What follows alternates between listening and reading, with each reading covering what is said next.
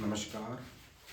हाँ, तो अपने हिंदू त्यौहार और मेले पढ़ रहे थे और इसकी 5 से 4-5 क्लासें आ चुकी है पहले भी।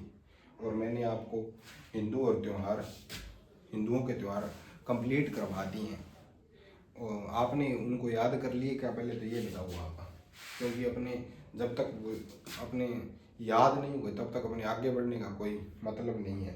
उन्हें याद करना बहुत ज़्यादा ज़रूरी है। आपको जैसे मैं डेली वीडियो आता है तो डेली कोई भी नया वीडियो होता है तो उसके आप नोट्स बनाते हो और उन्हें आप याद नहीं करते हो, लेकिन याद करना ज़रूरी है उन्हें। नोट्स तो किताबें भरी पड़ी है, नोट्स तो बहुत जगह बहुत पढ़े हैं, लेकिन याद करना है ना उनको, वो सबसे ज़्यादा ज़रूरी है। आपको ऐसे ही टिप्स पे याद होने चाहिए। जैसे मैं थोड़ा बहुत जैसे आपको बताता हूँ ये अपने हिंदुओं के त्यौहार के कैसे कैसे लिखे थे। जैसे अपने पहले दिन हेडिंग डाली थी राजस्थान की कला और संस्कृति, राजस्थान के मेले और त्यौहार, हिंदू मेले और त्यौहार। फिर शुरू किया था अपने। ऐसे याद करना है आपको, ऐसे याद होना चाहिए, मतलब आपके तभी फायदा है इस चीज़ का। हिंदुओं के त्यौहार विक्रमी कैलेंडर के अनुसार मनाए जाते हैं। यह एक चंद्रमा आधारित कैलेंडर है। सूर्य आधारित कैलेंडर से बराबर करने के लिए इसमें प्रत्येक तीसरे वर्ष एक महीना जोड़ा जाता है, जिसे अधिक मास कहा जाता है। फिर वो महीने चैत्र वैशाख ज्येष्ठ आषाढ़ सावन भादो आसोज कार्तिक सर्पो माह फागण, फिर वो जनवरी फरवरी लिख लेना है। फिर नववर्ष चैत्र शुक्ल एकम, नववर्ष लिखना चैत्र शुक्ल एकम। फिर तीज त्यौहार बावड़ी लेडूबी गणगौर, प्रथम त्यौहार छोटी तीज श्रावण शुक्ल तृतीया, अंतिम त्यौहार गणगौर चैत्र शुक्ल तृतीया। उसके बाद पेज पलट देना है। श्रावण कृष्ण पक्ष आ गया, इधर खाली छोड़ना है। शुक्ल पक्ष आ गया। तीज छोटी तीज जयपुर की तीज प्रसिद्ध है। पति पत्नी के बीच प्रेम का त्यौहार, प्रकृति प्रेम का त्यौहार। लहरिया ओढ़ती है महिलाएं।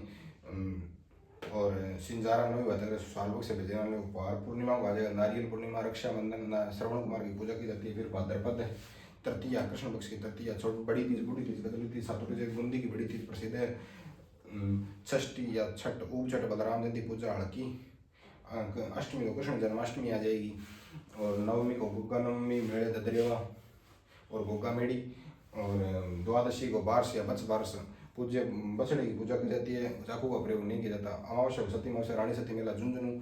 फिर भाद्रपद के शुक्ल पक्ष में आ जाएंगे दूज द्वितीया, बाबेरी बीज राम दूज बीज द्वितीया, दूज बीज बाबेरी बीज रामदेव जयंती मेला रूणीचा जैसलमेर। और द्वितीय से एकादशी तक मिलता है। मारवाड़ का कुंभ कहा जाता है। चतुर्थी गणेश चतुर्थी, शिव चतुर्थी, कलम चतुर्थी, चतरा चौथ, मेले त्रिनेत्र गणेश मेला रणथंबोर सोहेमाधोपुर। और चुंगी तीर्थ मेला जैसलमेर। पंचमी आ जाए ऋषि पंचमी, सप्तऋषि की पूजा की जाती है। माहेश्वरी समाधि का रक्षाबंधन, मेले हैं भोजन थाली मेला कामा भरतपुर। और एक हरिराम जी का मेला जोरडा नागौर। फिर अष्टमी आ जाएगी राधा अष्टमी, निम्बार्क संप्रदाय मेला सलेमाबाद अजमेर। फिर दसवीं को तेजा दशमी मेला परबतसर नागौर। और खेजड़दी वृक्ष मेला। फिर एकादशी को आ जाएगी जल झुलनी या देव झुलनी, भगवान कृष्ण की मूर्तियों को स्नान करवाया जाता है। फिर चतुर्दशी को अनंत चतुर्दशी, गणेश जी की मूर्तियों का विसर्जन किया जाता है। फिर पूर्णिमा को आ जाएगा श्राद्ध पक्ष।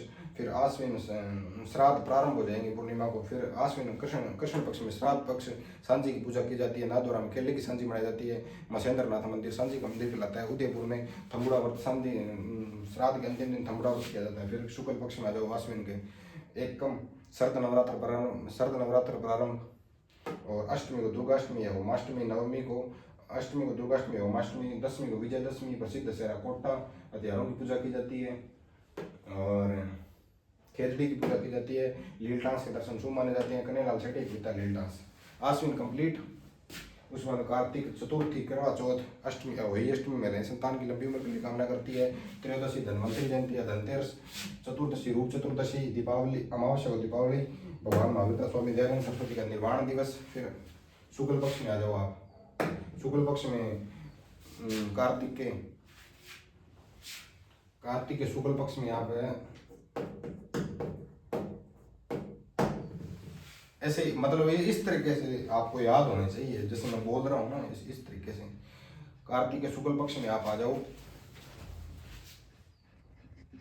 5 त्योहार थे ना वो, यहाँ पे हम दीपावली तक था। शुक्ल पक्ष में एकम को आ जाएगी गोवर्धन पूजा, अन्नकूट मसोनाथ द्वारा भील जनजाति भाग लेती है। दूज को दूज या द्वितीय को आ जाएगी यम द्वितीय भाई दूज। फिर अष्टमी को आ जाएगी गोपाष्टमी, नवमी को अक्षय नवमी, आंवला नवमी, और एकादशी को आ जाएगी देवउठनी एकादशी, प्रबोधनी एकादशी, तुलसी एकादशी, और फिर पूर्णिमा को आ जाएगा सत्यनारायण, पुष्कर मेला प्रारंभ हो जाता है। पूर्णिमा को आ जाएगा सत्यनारायण पूर्णिमा, मेले लगते हैं।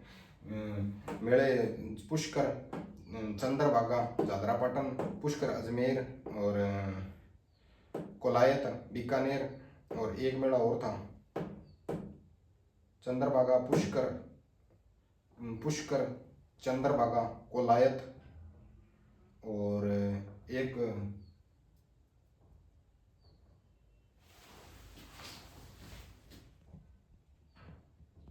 रामेश्वर मेला था। रामेश्वर में चंबल बनास्ता सीप नदी में त्रिवेणी संगम है, और वो लिख दिया। फिर चंद्रभागा एक पशु मेला है, मालवी नस्ल का, इसे हाड़ौती का सुरंगा मेला कहा जाता है। और फिर पुष्कर तीर्थ मामा कोंकण तीर्थ, बावन घाट, ब्रह्मा जी मंदिर, गायत्री मंदिर, सावित्री मंदिर, रुठी रानी, रंगनाथ मंदिर, ब्रह्मा जी के मंदिर में सूर्य भगवान की मूर्ति भी है, जूते पहने हुए और पेज उसमें पढ़ रहे हैं। फिर मचकुंड तीर्थों का भांजा, मचकुंड तीर्थों का भांजा धौलपुर के अंदर है ये, देवयानी सांबर तीर्थों की नानी। फिर कार्तिक पूरा हो गया, कार्तिक बाद में मार्गशीर्ष कोई त्यौहार नहीं, पौष कोई त्यौहार नहीं। फिर माघ आ गया, माघ की कृष्ण पक्ष की चतुर्थी, तिल चतुर्थी, संकटहरण चतुर्थी, मेला चौथ का बरवाड़ा स्वाई माधोपुर। फिर अष्टमी को एकादशी को षटतिला एकादशी, अमावस्या को मौनी अमावस्या, कुंभ मेले का शाही स्नान। फिर माघ की शुक्ल पक्ष की एकम को गुप्त नवरात्र प्रारंभ, पंचमी को बसंत पंचमी, सरस्वती जयंती गार्गी पुरस्कार दिया जाता है। और पूर्णिमा को बेणेश्वर मेला, नवाटापरा डूंगरपुर खंडित शिवलिंग की पूजा की जाती है, और खंडित शिवलिंग की पूजा की जाती है। वागड़ का पुष्कर, आदिवासियों का कुंभ। माघ हो गया, माघ के बाद में फाल्गुन आ गया, फाल्गुन की त्रयोदशी को महाशिवरात्रि आ गई, घुसमेश्वर मेला, सिवाड़ स्वाई माधोपुर।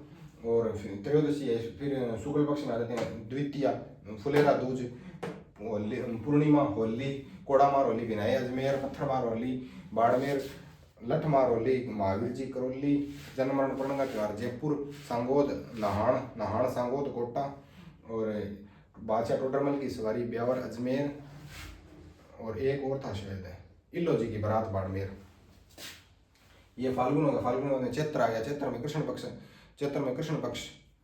पक्ष में लिखो आप एकम को दुलंडी, अष्टमी को शीतलाष्टमी, बाशोड़ा मेला, शीतला माता मेला चाकसू जयपुर, इसे बैलगाड़ी मेला भी कहा जाता है।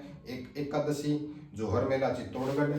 शुक्ल पक्ष में आ जाओ, शुक्ल पक्ष में एकम बसंत नवरात्र प्रारंभ, नववर्ष प्रारंभ, तृतीया गणगौर जयपुर तथा उदयपुर की गणगौर प्रसिद्ध है। जयपुर जेम्स टोड ने उदयपुर की गणगौर का वर्णन किया है। और सर्वाधिक लोकगीतों वाला त्यौहार, लड़के अपने लिए अच्छे पति था, अपने भाई के लिए अच्छे पत्नी कामना है तो व्रत रखती है।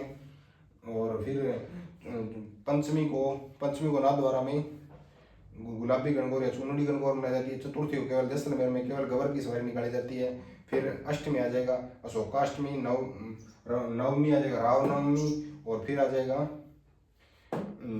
पूर्णिमा आ जाएगा हनुमान जयंती, मेले आ जाएंगे सालासर चूरू और मेहंदीपुर दोसा, सालासर दाढ़ी मूछ वाले बालाजी। उस चैत्र हो गया। फिर वैसाख के अंदर तृतीया आ जाएगा, कृष्ण पक्ष के अंदर तृतीया आ जाएगी, इसको आ जाएगा धींगागवर मेला जोधपुर। फिर शुक्ल पक्ष में फिर तृतीया आ जाएगी अक्षय तृतीया, अखा तीज, सर्वाधिक बाल विवाह, बीकानेर स्थापना दिवस। फिर पूर्णिमा बुद्ध पूर्णिमा, पिपल पूर्णिमा। इसमें 5 मेले लगते हैं, बाणगंगा मेला विराटनगर जयपुर, गोमती सागर मेला झालरापाटन, और मातरकुंडिया मेला चित्तौड़, और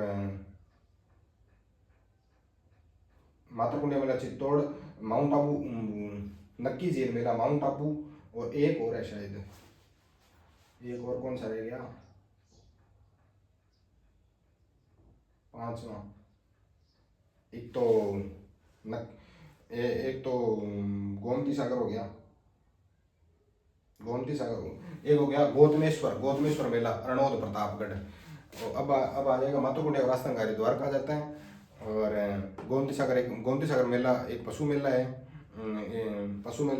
मालवी नस्ल वाला, ठीक है। वैशाख कंप्लीट हो गया। वैशाख के बाद में ज्येष्ठ, ज्येष्ठ के अंदर कृष्ण पक्ष, ज्येष्ठ के अंदर कृष्ण पक्ष में आओ आप सीधा अमावस्या, वटवृक्ष अमावस्या, बड़ा अमावस्या, वटवृक्ष बड़ की पूजा की जाती है।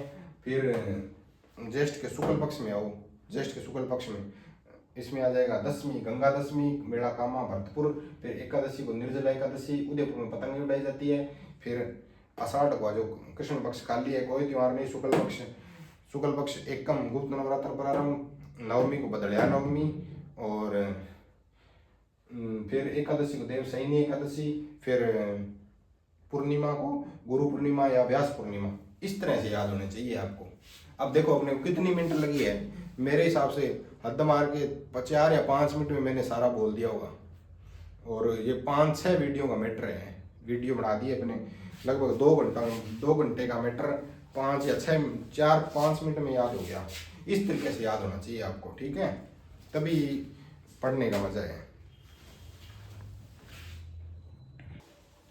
अब अपने हिंदुओं के त्यौहार, मेले और त्यौहार कंप्लीट हो गए अपने, और अपने याद भी कर लिए। आपको आपकी जिम्मेवारी है इस तरह से आपको याद करना है, आपको कॉपी बंद करके और फिर ये सारे याद होने चाहिए। अब अपने आगे मेले और त्यौहार पढ़ते हैं दूसरे धर्म के, जैनों के त्यौहार पढ़ते हैं, जैन धर्म के।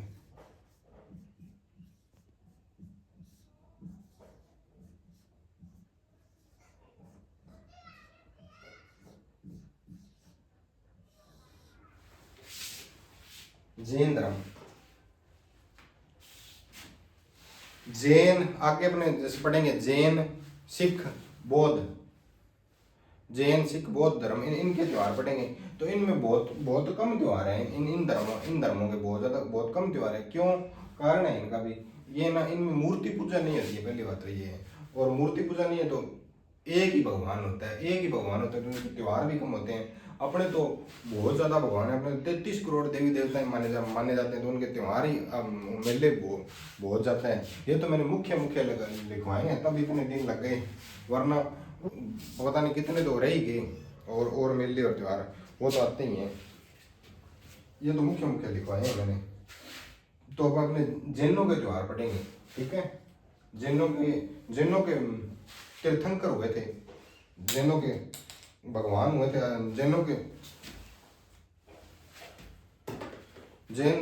जैन धर्म की जो पहले तीर्थंकर हुए थे ऋषभ देव जी, उनकी जयंती मनाई जाती है। ऋषभ देव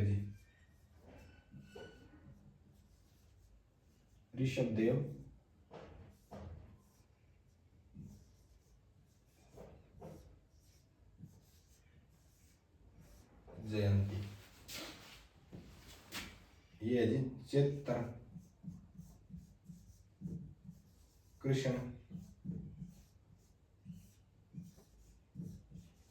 नवमी। जैन, बौद्ध और सिख इनके अपने वाले कैलेंडर के हिसाब से मनाए जाएंगे इनके त्यौहार, क्योंकि भारतीय संविधान भी कहता है कि जैन, बौद्ध और सिख ये हिंदुओं से अलग नहीं है, ये हिंदुओं की शाखा ही है, ठीक है। ये तभी मैंने चैत्र कृष्ण नवमी विक्रमी कैलेंडर वाली तिथि लिखी है ना, इनके अनुसार अपने इनके त्यौहार मनाए जाते हैं, अपने वाले हिंदुओं वाले कैलेंडर के अनुसार इनके। तो चैत्र कृष्ण नवमी को हो गया ये। और अपने जैसे अब आप दिमाग में सोचो भी अपने चैत्र कृष्ण नवमी को क्या था, जैसे हिंदुओं वाले कैलेंडर में अपने चैत्र कृष्ण अष्टमी को शीतलाष्टमी थी, बाशोड़ा, शीतला माता का मेला भरा था, चाक्षु बैलगाड़ी मेला भी कहा जाता है उसे। इस तरह से थोड़ा याद रख लेना, ठीक है। उसके पास है, उसके अगले दिन ही है, मतलब ये ऋषभ देव जयंती मेला भरता है जिसका। दुलेव, उदयपुर में एक जगह है दुलेव, आजकल तो इसे ऋषभ देव ही बोला जाता है, ठीक है। अब लिखो केसरिया जी,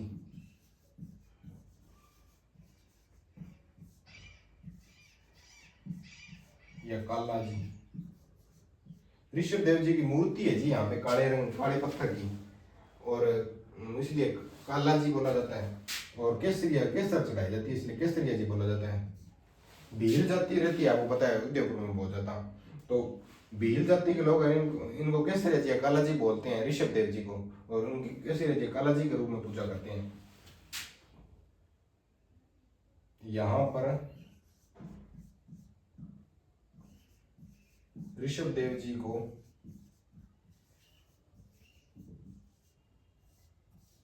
ऋषभदेव जी को केसरिया जी या काला जी के रूप में माना जाता है। यहाँ पर भीलों द्वारा, ये थोड़ा आप करेक्शन कर लेना, सॉरी, यहाँ पर ऋषभदेव जी को यहाँ पर भीलों द्वारा, यहाँ पे लिख लेना, भीलों द्वारा ऋषभदेव जी को केसरिया जी या काला जी के रूप में पूजा जाता है। केसरिया जी या काला जी के रूप में पूजा जाता है। मतलब ये इन अपना देवता मानते हैं भील जाति के लोग, और ऋषभदेव जी को और केसरिया जी और काला जी के रूप में पूजते हैं। ठीक है,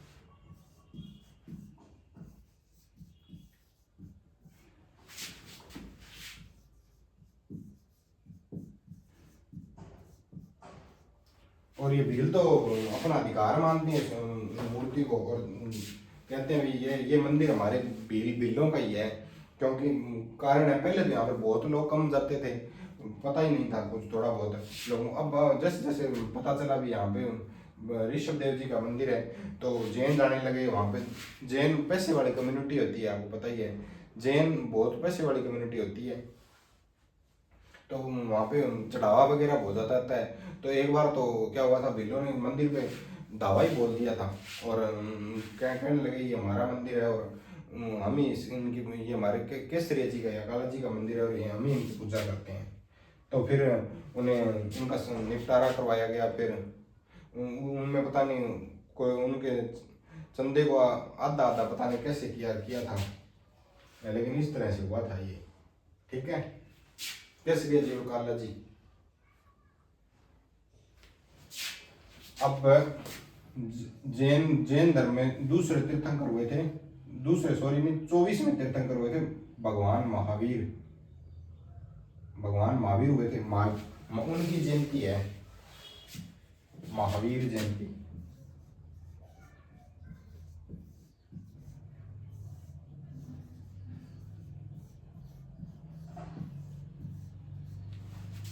महावीर जयंती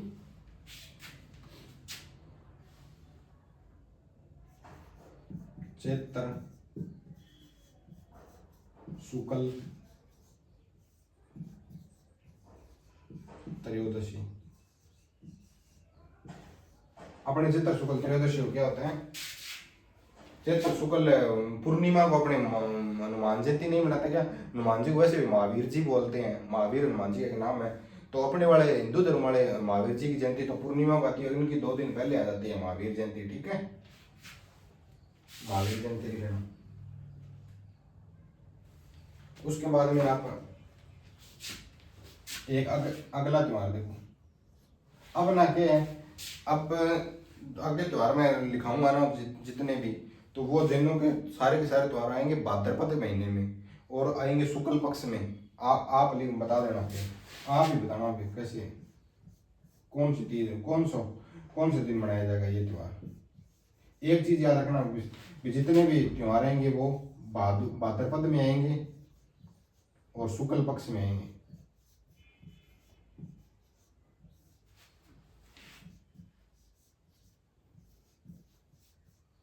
सुगंध दशमी,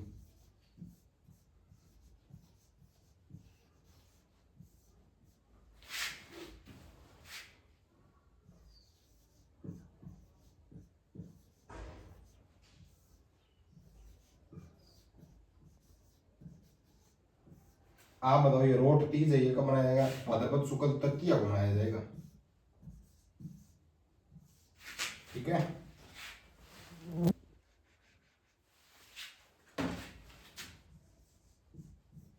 और ये कब मनाया जाएगा? सुगंध दशमी है ये, भाद्रपद शुक्ल दशमी को मनाया जाएगा। होता क्या है, रोट तीज को रोट बनाते हैं जी को खाने का, और मंदिरों में चढ़ा देते हैं उसको। और सुगंध दशमी के दिन क्या अगरबत्ती वगैरह जलाई जाती है मंदिरों में, और कहा जाता है जिस प्रकार अगरबत्ती या धूप की सुगंध फैलती है, उसी तरह उसी तरह हमारे अच्छे कर्म भी संसार में फैल जाए और हमारी सारी बुराइयां दूर हो जाए, ये मान्यता है इसके पीछे। और इसके बाद में ना जैनों के जैनों कहते हैं 10 लक्षण पर्व।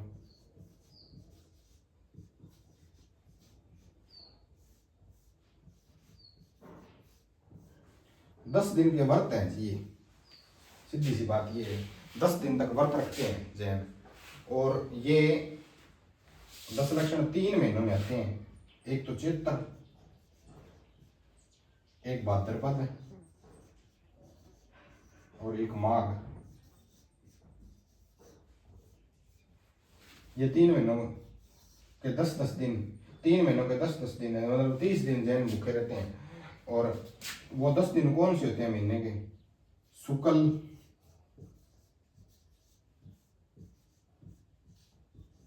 पंचमी से चतुर्दशी तक।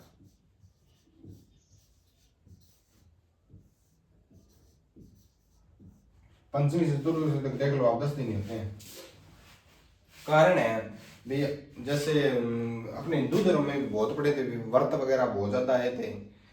कितनी लड़कियों ने व्रत रखे थे अच्छे वर्ग की कामना है, तो गणगौर का, तीज का, सबका व्रत रखे थे। होली अष्टमी रख रही थी, माता का मम्मियाँ का भी करवा चौथ कर रही थी, कितने व्रत आए थे। इनका एक साइंटिफिक कारण तो ये क्या है, कारण है जी इनका भी, जैसे अपने आहार नाल है, इसमें रोजाना अगर अपने ठूस ठूस के भोजन करते हैं तो इसको भी आराम मिलना चाहिए। तो अच्छे भोजन का अच्छा पाचन करने के लिए और स्वस्थ मनुष्य के लिए जरूरी है भी अपने हफ्ते के अंदर एक दिन तो कम से कम अपने भूखा रह ही जाए। और फिर उसको उनको धार्मिक तरीके से जोड़ दिया ताकि व्रत रूप में, तो ये हो गया। और दूसरा कारण ये है भी, हमारे यहाँ खाने के दाने कम हुआ करते थे जी पहले, खाने की दाने कम है, तो फिर ऐसे कहते थे भी आप व्रत करो।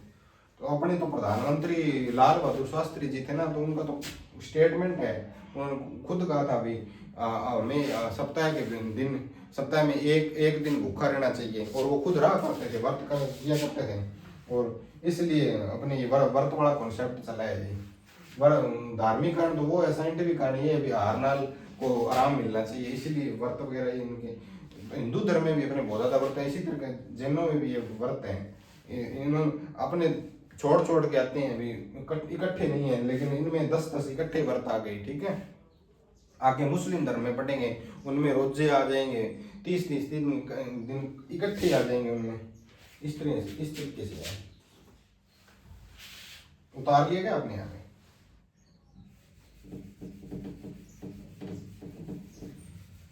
दस लक्षण पर्व 3 महीनों में मनाए जाते हैं, एक तो चैत्र, एक भाद्रपद और एक माघ। चैत्र पहला महीना है, ये छठा महीना है, ये 11वां महीना है, +5 है, देख लो 1 + 5 6, 6 + 5 11।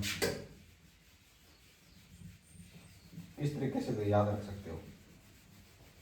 भादवे के महीने को ना मोटा बड़ा महीना माना जाता है बहुत ज्यादा। अपने हिंदू धर्म में पढ़ा था ना, भादवे के कितने त्योहार पड़े थे अपने, दोनों, एक तो कृष्ण पक्ष पूरा भरा था, शुक्ल पक्ष भी पूरा भरा था, कितने त्योहार आए थे। और भादवे के महीने वैसे बड़ा, बहुत बड़ा महीना माना जाता है। तो भादवे बड़ा महीना मानने का फिर ये भादवे वाले 10 लक्षण पर्व भी बड़े बड़े हो जाएंगे, इनका महत्व ज्यादा हो जाएगा, इसलिए इनको पर्युषण बोल दिया। तो आप लाइन लिखो अभी आगे, भाद्रपद के 10 लक्षण पर्व को पर्युषण कहा जाता है। भाद्रपद के 10 लक्षण पर्व को पर्युषण कहा जाता है। भाद्रपद के 10 लक्षण पर्व को पर्युषण कहा जाता है। पर्युषण मनाएंगे हम।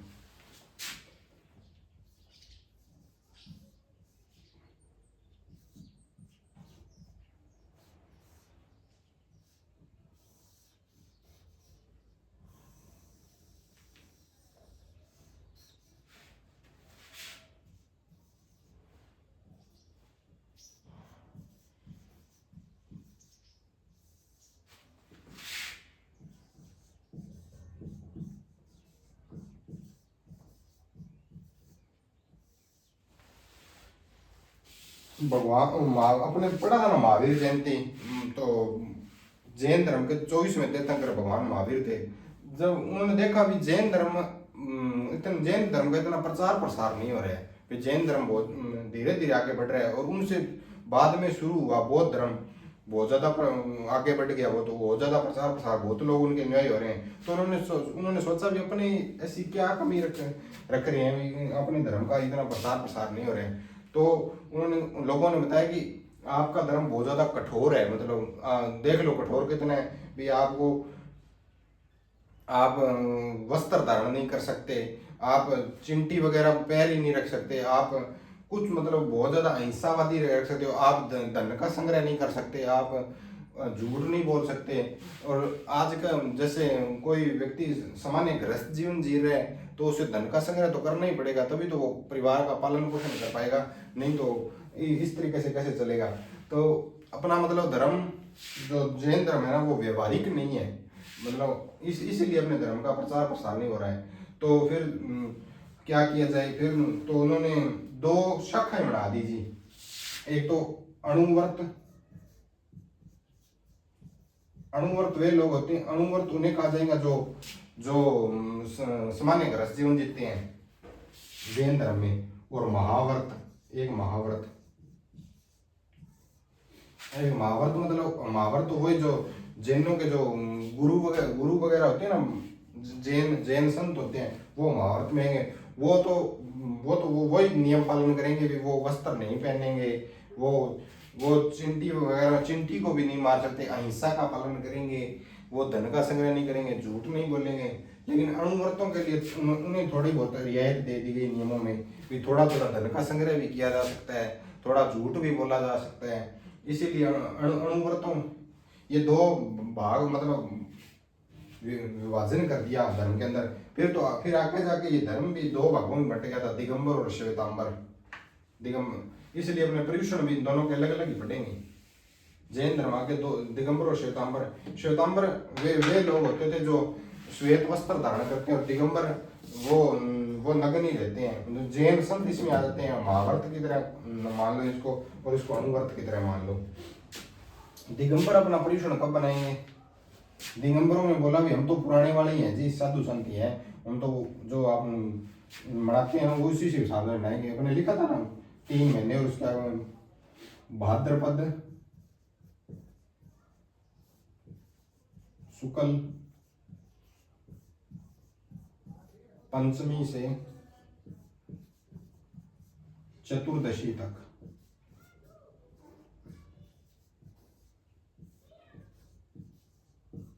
10 दिनों का होता है इनका। तो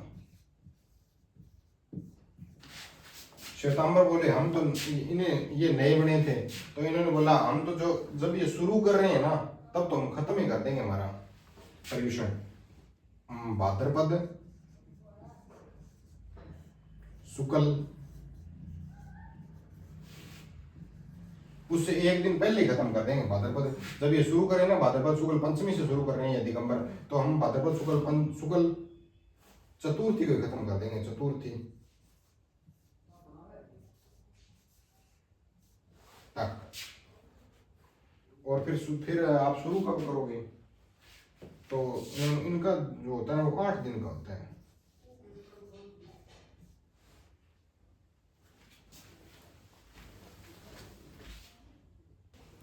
चतुर्थी में आप जाओ 8 दिन पहले, 8 दिन को होता है इनका पर्यूषण। तो भाद्रपद चतुर्थी तक जाएंगे, चतुर्थी, तृतीया, द्वितीया, एकम, और फिर कृष्ण पक्ष की अमावस आ जाएगी, फिर चौदस, फिर तेरस, और फिर द्वादशी। द्वादशी का आ जाएगा ना, भाद्रपद कृष्ण द्वादशी से, भाद्रपद कृष्ण द्वादशी से भाद्रपद शुक्ल चतुर्थी तक, और भाद्रपद शुक्ल पंचमी से चतुर्दशी तक। ये तो इनके पर्यूषण हो गए। फिर इनके अगले दिन है ना, ये तो अपना अगले दिन ही बना देते हैं, मतलब भाद्रपद शुक्ल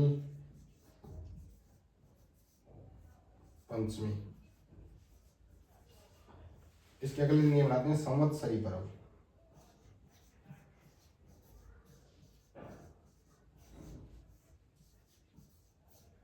इनका समय याचना पर्व है, जिन दिन क्षमा मांगते हैं ये अपने से कोई भी गलती हुई होती है, कोई भी उससे।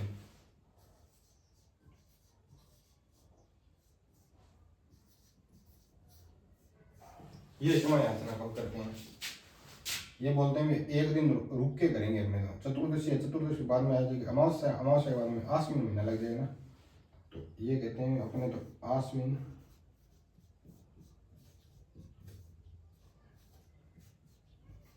कृष्ण एकम को मनाएंगे क्षमा याचना पर्व। और इनके क्षमा याचना पर्व को कहते हैं पड़वा डोक।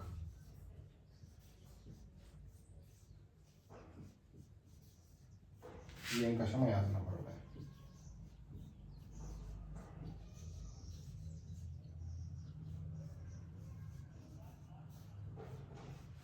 ठीक है, कारण है देख लो। अगर कोई बंदा जैसे 10 दिन तक भूखा रहेगा तो भूखा रहने का मतलब उसके शरीर में एनर्जी नहीं है।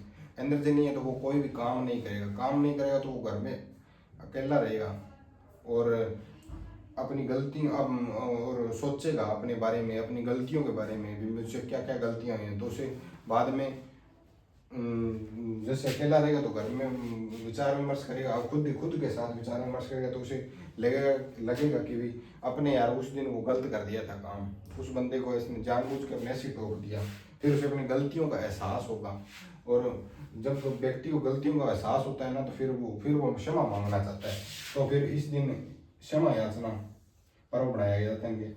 व्रत त्योहारों इस व्रत के बाद अगले दिन, उससे अगले दिन ये क्षमा मांगते हैं। इसमें जैन धर्म के लोग एक दूसरे से लड़ाई झगड़ा जिनका भी किया होता है ना, तो उससे अगले वो इन व्रतों के बारे में क्षमा मांगते हैं उस दिन, क्योंकि तभी इनका अहिंसावादी धर्म है। क्योंकि इनका हिंसा कोई जगह नहीं है इस धर्म में। और इसे मिच्छामी दुक्कड़म बोला जाता है। इस पर्व को मिच्छामी दुक्कड़म, ये क्षमा मांगा जाता है ना, इसको मिच्छामी दुक्कड़म बोलते हैं। ठीक है, अब पर्यूषण हो गया अपना।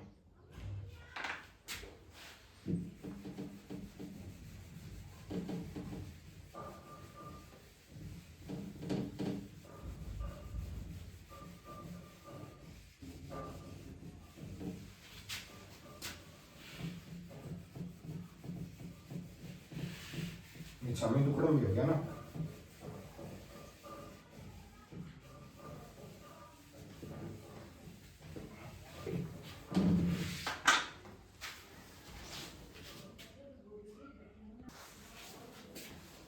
जैनों के त्योहार कंप्लीट हो गए अपने। मैंने बताया था ना भाई, इनमें भगवान एक ही भगवान माना जाता है, इसलिए त्योहार भी कम ही आएंगे। 4 ही बड़े हैं अपने। और हिंदुओं वाले पढ़ते अपने हाथ, आपके लिखते लिखते हाथ दर्द होने लगे, और मेरे बोलते बोलते गला सूख गया सारा। यही फर्क है। अब आप लिखो सीखोगे त्योहार।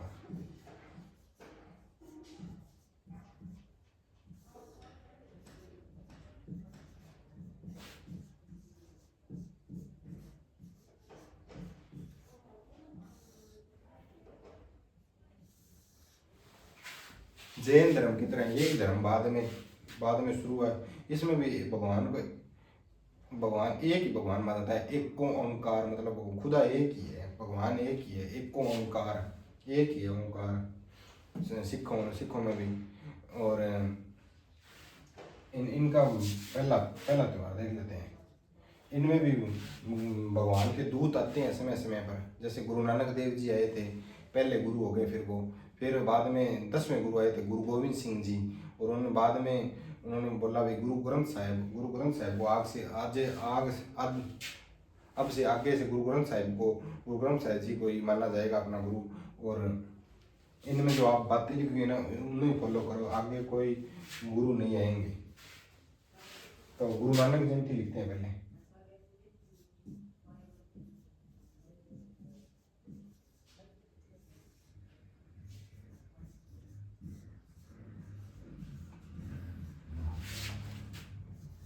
कार्तिक पूर्णिमा, हिंदुओं वाले में कौन सा था ये कार्तिक पूर्णिमा? बुद्ध पूर्णिमा या पिपल पूर्णिमा नहीं मनाई मनाई थी क्या हमने? हाँ, अब लिख लो, मेले लिख लो। कोलायत एक लिख लो, सावा। सतगुरु नानक प्रगट्या धुंध मिट्टी जग चानन होया। मतलब धरती पर बहुत ज्यादा पाप बढ़ गए थे, तब गुरु नानक देव जी ने जन्म लिया था।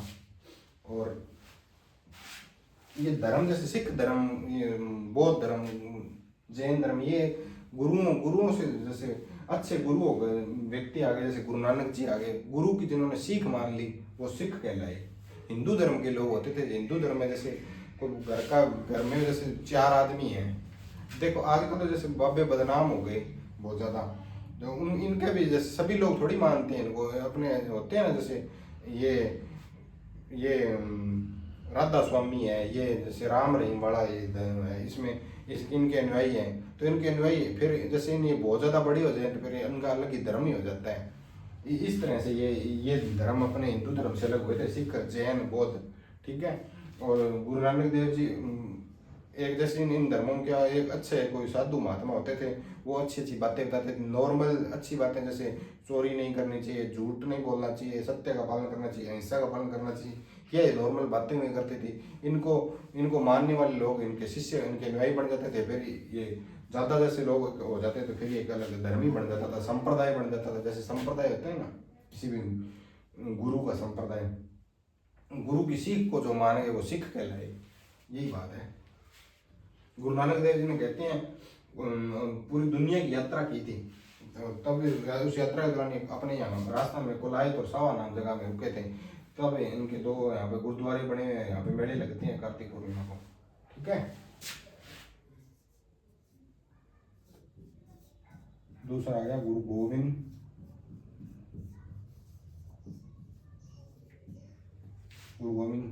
जयंती।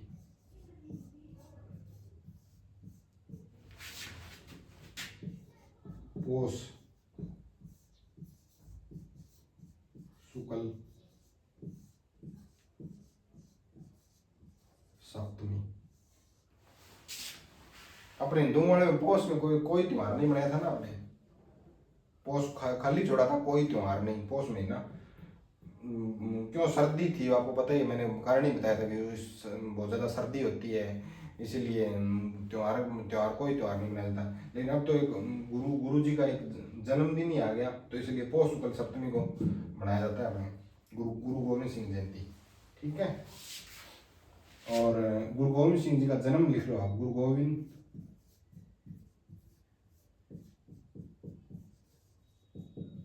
गोविंद सिंह जी का जन्म, गुरु गोविंद सिंह जी का जन्म पटना में हुआ था, पटना में हुआ था, बिहार की राजधानी है पटना। गुरु गोविंद सिंह जी का जन्म पटना में हुआ था। ये याद रखने वाली चीज़ है थोड़ी, क्यों हम जैसे सोचते हैं भी कोई गुरु गोविंद सिंह नाम थे, जैसे देखते हैं तो ये सरदार जी हैं जो सिख है मतलब, और इनका पूछते हैं इनका गुरु गोविंद सिंह जी का जन्म कहाँ हुआ था,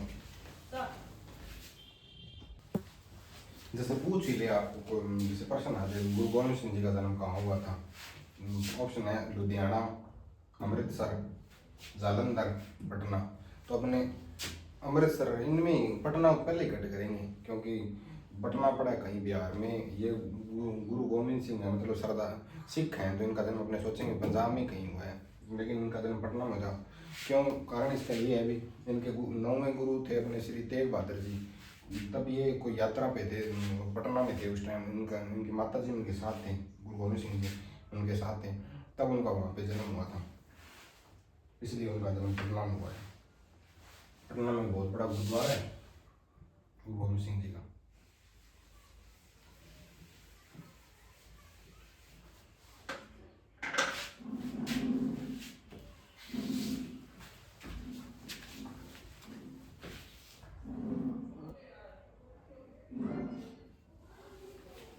अगला त्योहार देखो,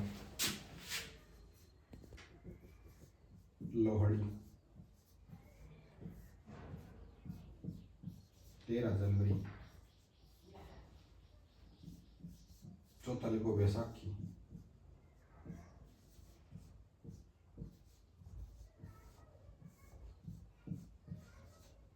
13 अप्रैल।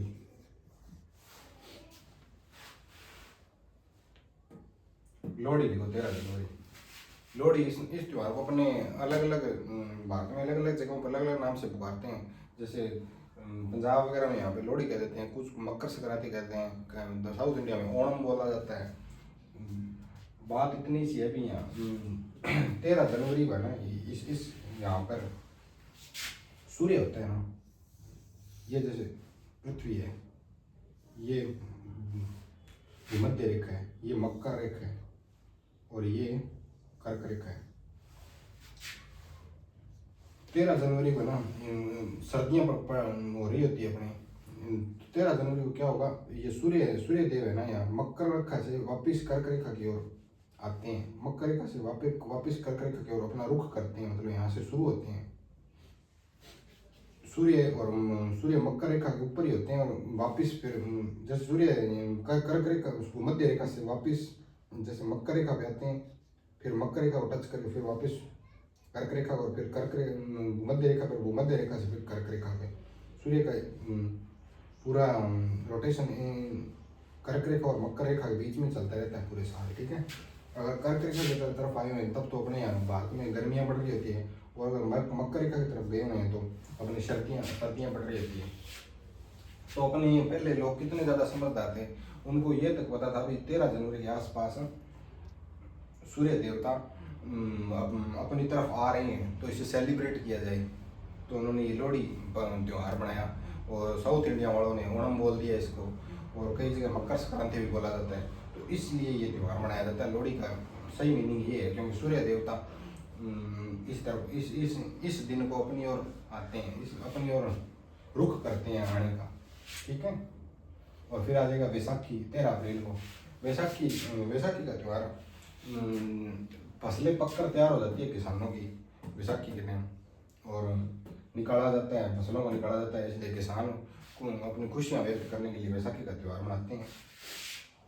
और 13 अप्रैल 1919 को आप इसके नीचे लिख लो, 13 अप्रैल 1919 को एक कांड हुआ था, जलियांवाला बाग हत्याकांड। लिखो जलियांवाला बाग हत्याकांड। जलियांवाला बाग हत्याकांड अमृतसर में एक जगह है जलियांवाला बाग, वहाँ पे भीड़ इकट्ठी हो गई थी। वो लोग बैसाखी का मेला देखने आए थे और अंग्रेजों ने समझ लिया भी ये लोग हमारे खिलाफ कोई साजिश रच रहे हैं, इसलिए अंग्रेजों ने कुछ देख के बिना वहाँ पे जनरल था, जनरल डायर था जनरल, तो उसने उस भीड़ पे गोलियां चलवा दी थी। बहुत ज़्यादा लोग मरे थे उस कांड के अंदर। तो उस आज 100 साल बाद 2019 मतलब 1919 का कांड है, 2019 100 साल होने पर तब अब ब्रिटिश सरकार ने उसकी माफ़ी मांगी है, लिखित में दिया है इंडिया गवर्नमेंट को भी। हम वोट उस टाइम बहुत ज़्यादा गलत हुआ था, तब तो उसको दबा दिया गया था, इसकी इतनी ज़्यादा सुनवाई नहीं हुई थी। बहुत विभत्स कांड माना जाता है। और एक और लिख लो आप, 13 अप्रैल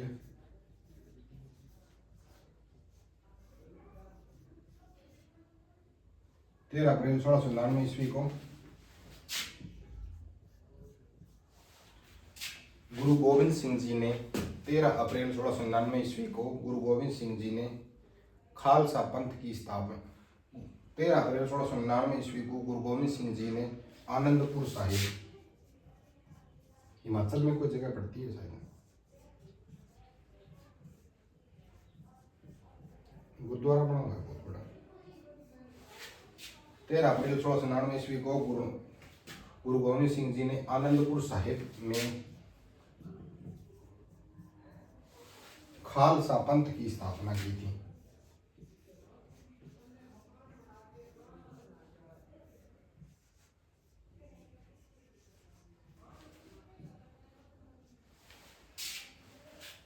तेरह अप्रैल 1699 ईस्वी को गुरु गोविंद सिंह जी ने आनंदपुर साहिब में खालसा पंथ की स्थापना की थी, सेना बनाई थी। सीधी सीधी बात तो ये है। गुरु गोविंद सिंह जी ने उस समय क्या है, औरंगजेब का शासनकाल था, गुरु तेग बहादुर जी के टाइम, तो धर्म परिवर्तन वगैरह ये जैसी घटनाएं बहुत ज़्यादा हो रही थी। तो पहले गुरु तेग बहादुर जी ने बोला भी अपने पास हथियार रखो, सारे अपने सिखों को बोला भी अपने पास हथियार रखो, और कोई धर्म परिवर्तन वगैरह ऐसी घटनाएं करे तो अपना उससे उनसे अपने लड़ेंगे। लेकिन जैसे सामने से कोई सेना आ गई और अपने पास हथियार है और अपने संगठित नहीं है, तो उसका उनका सामना कैसे करेंगे। तो फिर गुरु गोविंद सिंह जी ने बोला भी सेना बनानी पड़ेगी इसके लिए, तो क्योंकि उन्होंने बोला था भी सिर जाए पर सार ना जाए, मतलब धर्म, सार का मतलब धर्म होता है, ये अपना धर्म नहीं करना चाहिए, धर्म की रक्षा करनी है। तो खालसा का मतलब वैसे प्योर होता है, खालसा प्योर मतलब कोई प्योर आत्मा है, स्वच्छ आत्मा है, वो खालसा पंथ में। और उन्होंने लोगों को ज्वाइन करवाया, और इसमें क्या 5 ककार दिए थे जो खालसा में शामिल हो, केश, कंगा, कृपाण, कड़ा, और केश, कंगा, कच्छा, कृपाण, कंगा, केश, कृपाण, कंगा, कड़ा और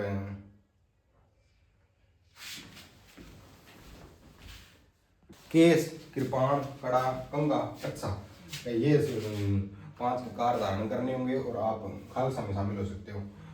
तो इस तरह से उन्होंने धर्म की रक्षा करने के लिए उस टाइम खालसा पंथ की स्थापना की थी।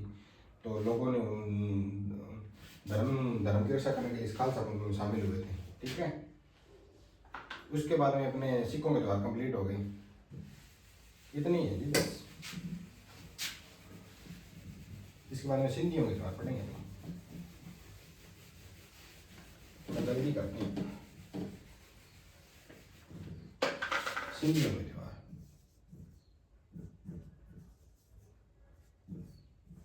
यह भी एक बहुत जो जारू कम्युनिटी है, सिंधी मतलब सिंध, पाकिस्तान के सिंध प्रांत से आए थे ये, और विभाजन की सबसे ज्यादा मार इन लोगों ने झेली थी।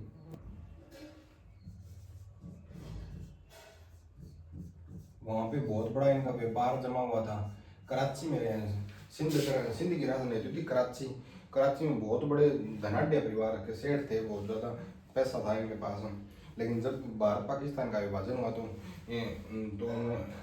इन्हें वहाँ से भगा दिया गया था। अपने भारत में ना सिंधी और पारसी ये 2 कम्युनिटी इनसे बहुत कुछ सीखा जा सकता है भी किस तरह से इन्होंने अपना उत्थान किया है। ठीक है, तो सिंधियों के त्योहार देखने में पहला त्योहार है चेटी चंड।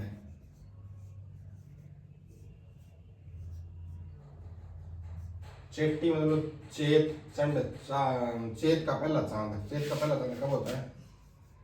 चेतर शुक्ल एकम।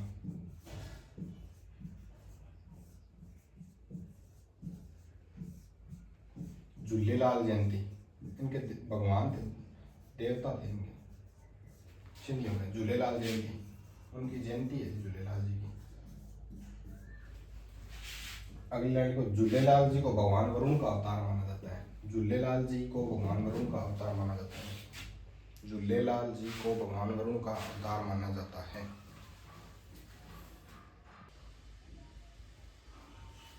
झूलेलाल जी को भगवान वरुण का अवतार माना जाता है। झूलेलाल जी को भगवान लाइन लिखनी है, झूलेलाल जी को भगवान वरुण का अवतार माना जाता है। अगला द्वार आ जाएगा असुचंड।